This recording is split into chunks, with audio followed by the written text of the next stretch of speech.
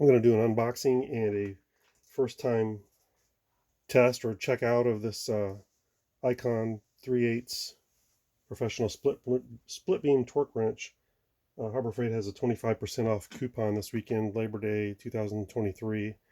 You can get an item for 25% off every day this weekend. A lot of people complain that there's so many exclusions that you can't find anything, but honestly, there's so much stuff you can buy, including the Icon line.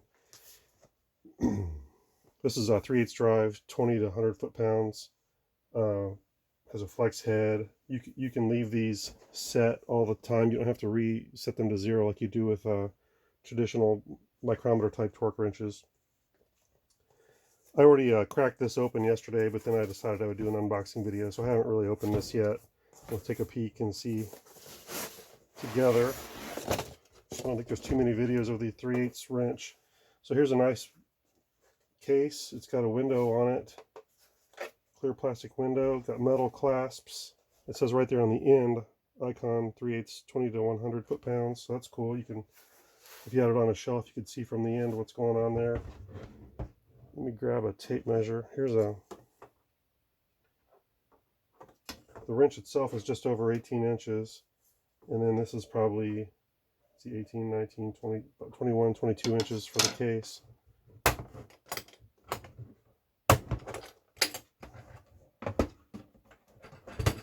So that's cradled in there really nice chrome. These are a one direction torque wrench. It has a little arrow, looks like, and you can crank it that way. It's for tightening only, and it does flex a little bit. I think it says 15 degrees. It should be noted that for the correct torque, that needs to be straight, and when you have it a little bit off, that changes the torque setting. So you want to try to have that as straight as possible, and then this will change it probably a few percent. Looks like there's some plugs there from assembly, maybe for, I'll bet you that's for, what's it called, calibration at the factory. Decent handle on it. So this little thing here is how you adjust the tension. That moves really easily. I don't know if it's true or not, but I've heard that you're supposed to cycle these back and forth to reset it or something. I don't know much about that, but we're gonna dial it in at 80 foot-pounds. Close that lid, and that locks it in. And you can leave it there on a like I said before, on a micrometer torque wrench, you can set it to 80 foot-pounds. But if you put it in your drawer and forget about it for a year, that affects the calibration, and that will eventually be that tool won't be as accurate. On these, you can leave them set. So if you're just doing lug nuts, you need 80 foot-pounds. You just leave it forever. Your lawnmower needs 40. Boom. That is so easy compared to the other ones. I'm really impressed so far. I think these were higher priced. I think they were $119, but I could be mistaken. But they're $99 now, and then 25% off made it $75. So killer deal. Looks like there's some instructions, and I've got some couple of sockets here. We're going to go outside and test the click function on the Subaru. So this is our Subaru. This is a Tecton socket that's 19 millimeters, and this I didn't show this before, but that goes on nice and easy, comes off pretty easy, so that's not a problem. Like I said before, this only goes in one direction. Most torque wrenches are reversible, but they're only accurate in one direction, and usually only use them to tighten anyhow. So let's see, I've got this set to 40. There's a nice click.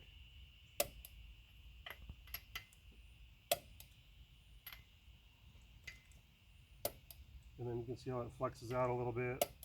And I'm going to change this to 80. I just asked Google and it said 80 to 90 on the Subaru. And I want to make sure that this clicks. So there's 80, just that easy. Nice big click.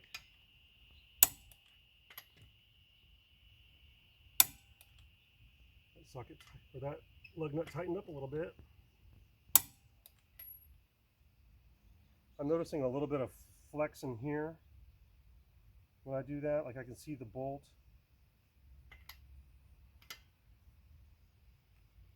There is some flex up in here,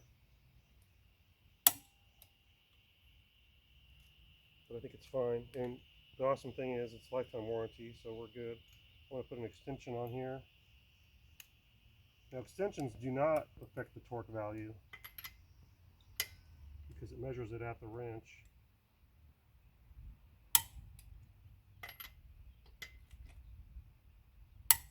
Nice big click.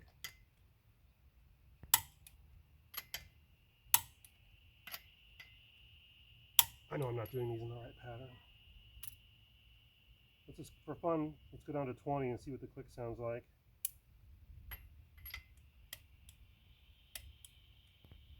It's a very light click. Something's clicking, like it's just rattling when I just shake it around, and then when I put 20.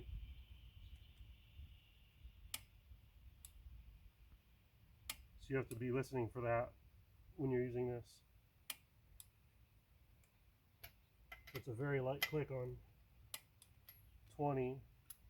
When I was at 40, it didn't seem as strong as when I was at 80. So you can tell that the click gets stronger as you. Here we are at 80 again. Nice big click. And since these can go up to 90, I'm going to go ahead and do 90.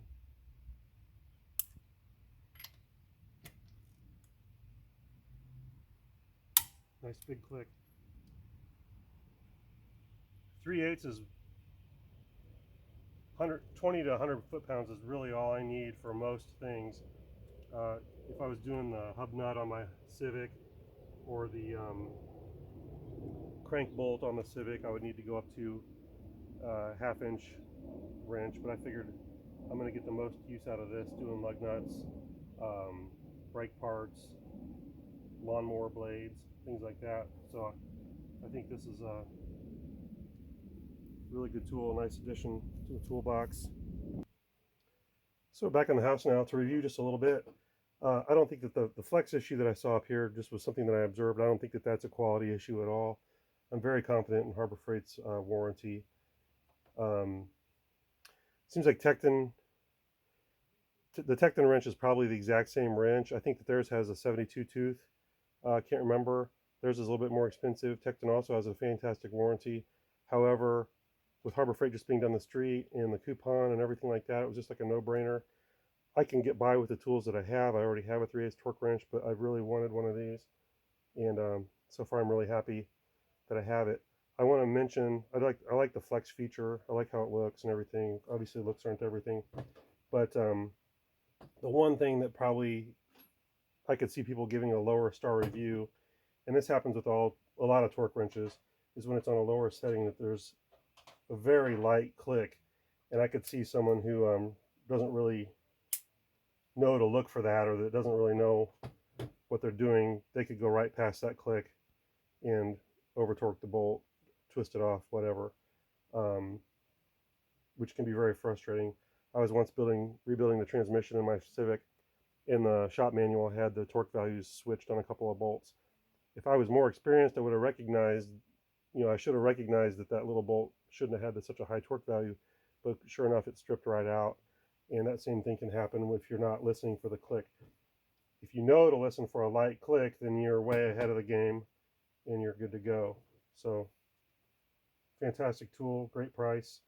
If you want to stick around, I'm going to go ahead and open this up just to peek in there for the first time. I already have a good idea of what it's going to look like. I believe it's the old Proto design, where it just has one pawl that clicks against the tooth. The old Proto ratchets had two pawls, one on each side, but since this is only forward-only tool, I believe it's only going to have one in there. But we're going to go ahead and open it up and take a peek and see what it looks like. I got a snap-on spinner, and this is my Lexavon T10 Torx. So really any Torx T10 will open that right up. It's pretty firm. I'm guessing there's Loctite on there, which there is some blue Loctite. You can see on there. I don't make a lot of videos, so I hope I'm doing a good enough job for everybody. Let's open this up. Get that one out. I'm just going to pull this. It's got some nice oil in there. I was wrong on the design. I think they've updated it from what I've seen in the past. Look at those fine teeth. Really fine teeth.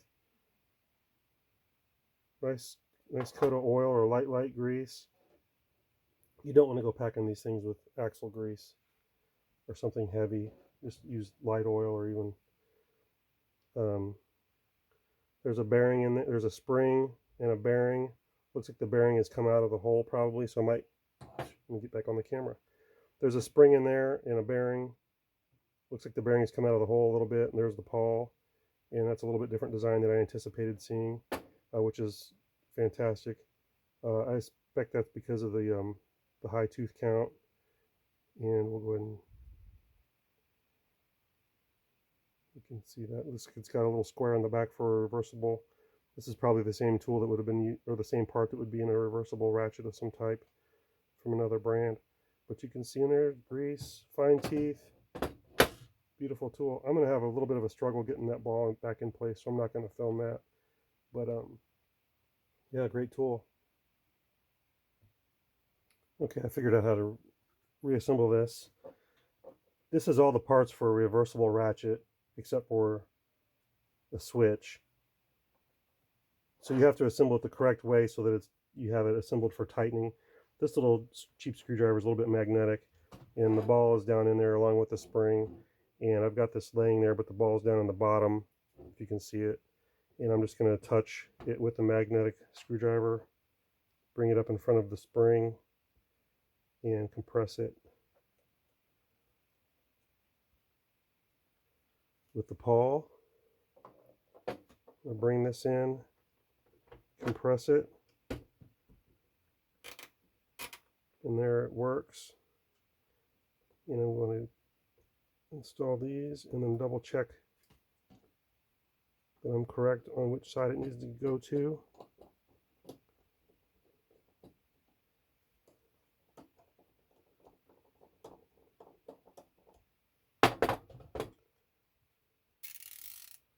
And that's correct. So I could take it apart and show you what the correct way is, but you can rewind it and pause it because I'm not much of a video editor. I like to do stuff in one take.